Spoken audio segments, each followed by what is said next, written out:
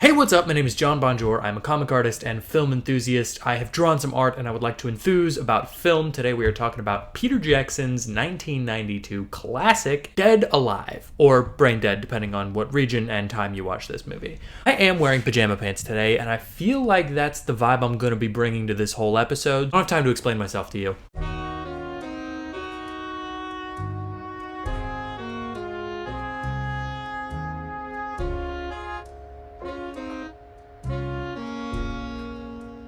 So this is Peter Jackson's third feature film, right after Bad Taste and Meet the Feebles. I keep almost saying Meet the Fablemans, by the way. Obviously, after this, he would go on to direct The Lord of the Rings and have at least a part in The Hobbit. I don't know if he directed the Hobbit movies. And in retrospect, is this kind of a strange vibe to bring to the beginning of a series that I'm doing on Halloween? Yeah, I'm not sure that I would have chosen this had I seen it more recently. Watching it again, it's a wild ride. Don't get me wrong, this is one of my favorite zombie movies, one of my favorite movies, period. But boy, is it a choice. Actually, I watched the back half of it with my wife, and she turned to me and she said, "You're not like recommending this to anybody, right?" And I went, "Actually, I am, my entire YouTube channel." But we're here anyway, so let's talk about the movie. So the story follows a young Kiwi man, Lionel Cosgrove, who falls in love with a shopkeeper, Paquita, possibly a shopkeeper's daughter.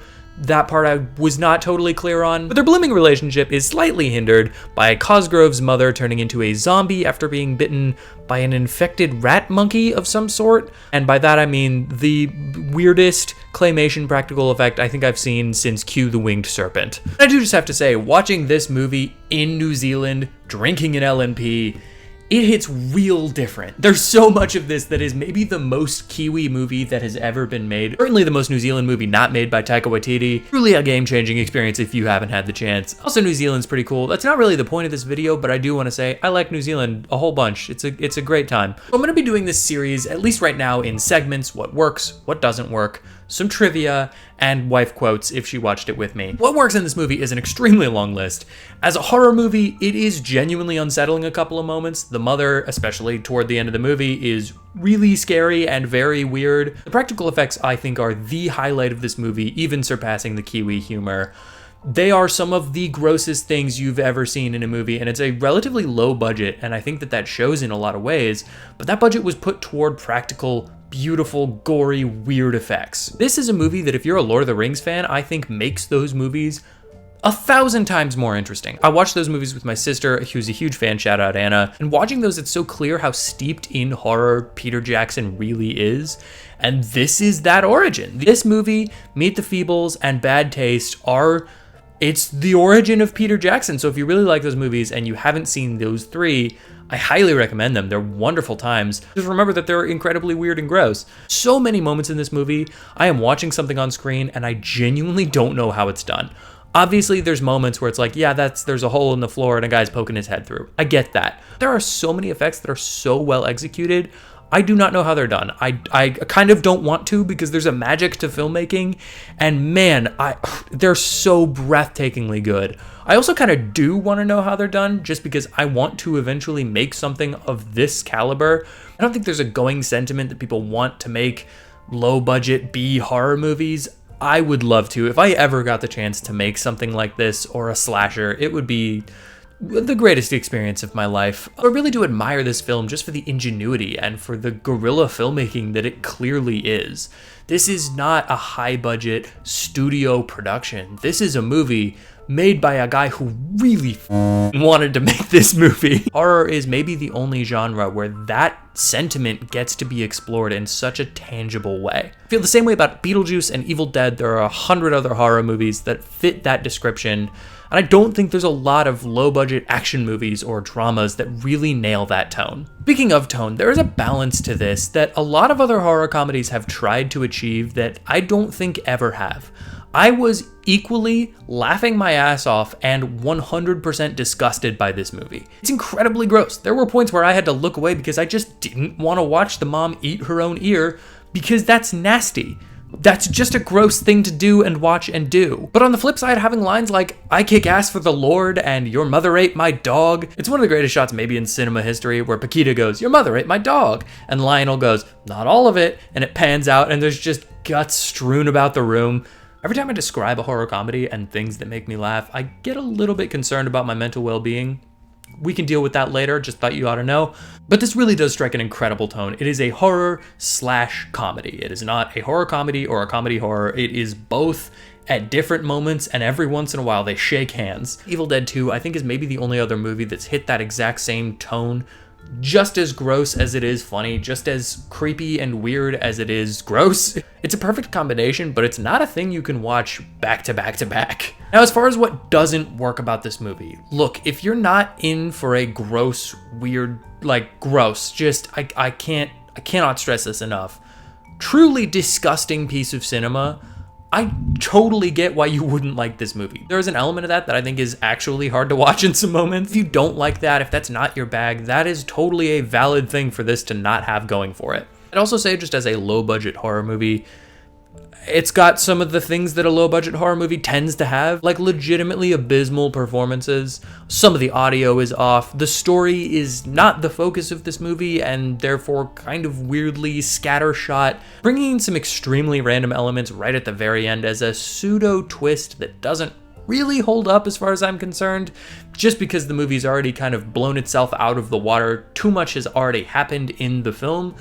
To then drop this random story twist and try to ground it back a little bit feels strange to me. That being said though, and this is kind of a cop-out, I think that's all part of the charm of this movie. Part of the charm of a low-budget horror comedy is that it's a low-budget horror comedy. You remade Dead Alive with a multi-million-dollar budget and gave it some really high-caliber actors with solid effects and a well-written story, a great script, beautiful sound design, well shot, well lit. I think it would be a worse movie. This to me is a movie that thrives on its rawness. This is a film that was created by someone with passion, and that passion shines through even beyond the strange dialogue and acting. And also, some of the best lines in this don't really work in a movie that takes itself even 10% more seriously. Everything is a joke in Dead Alive, and also nothing is a joke in Dead Alive. It's an indescribable balance that they've struck that I think would be killed by a bunch of studio executives getting their hands on it. Now, on to trivia, I've got 3 pieces of really wild information that all make me extremely happy. The first, technically, the beginning of this movie takes place on Skull Island, the place where King Kong is from. You know, the big monkey that takes over the Empire State Building, or is as big as the Empire State Building, depending on which universe. Yeah, it's just a part of that. I don't know if that was a legal decision that was made, but it's hinted and referenced, and it technically canonically is from Skull Island. That's where they get the rat monkey. So just a fun little caveat to that, Peter Jackson would go on to make a King Kong movie, so I don't know why he's so obsessed with that island, but boy does he love it. Another fun fact, 300 liters of fake blood was used for that final scene. This held the record for the most fake blood ever used in a motion picture for an extremely long time. I might be wrong about this, but I think it was beat by the 2013 Evil Dead? Being this is one of the goriest movies ever made and held that record for a very long time, which is pretty cool. And then the last piece of trivia, which really isn't trivia, and I got it from IMDb, so who knows if it's true. The Spanish title for Dead Alive translates to Your Mother Ate My Dog, which rips in every conceivable way. I love that. I almost wish that was the title of this movie just because it's got a weird giallo sense to it. So those are my overall thoughts on Dead Alive. I think it is a fantastic film. I think the pace really works for this. It ramps up slowly but deliberately and then very quickly becomes this aggressive, way over the top. I think this movie achieves what it's going for on every conceivable level. The finale of this movie can only be described as over the top. It is a fantastic watch that is, granted, extremely weird and gross. I love every second of it. Now, onto my wife quotes, which I have here, so I get them word for word.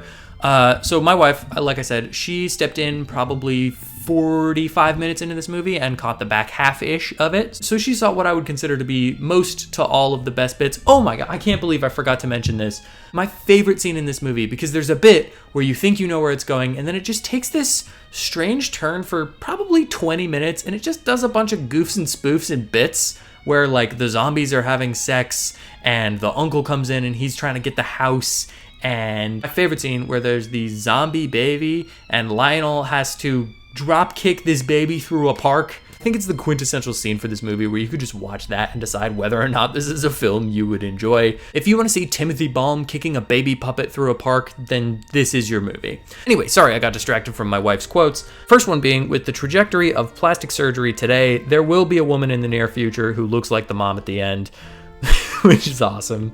And then my personal favorite of her quotes, I love the decision to keep the theme of bad man gets hit in the nuts. So there you go. That's my first episode of the John Bonjour Halloween Horror Club. What did you think of this movie? I would love to know. Please comment what your thoughts were. On to our next movie. Next week, we will be discussing Dario Argento's Phenomena, which, hypothetically, I have heard from a little ghost, not this one, but that one, that maybe it can be found on a website that you're currently watching a video.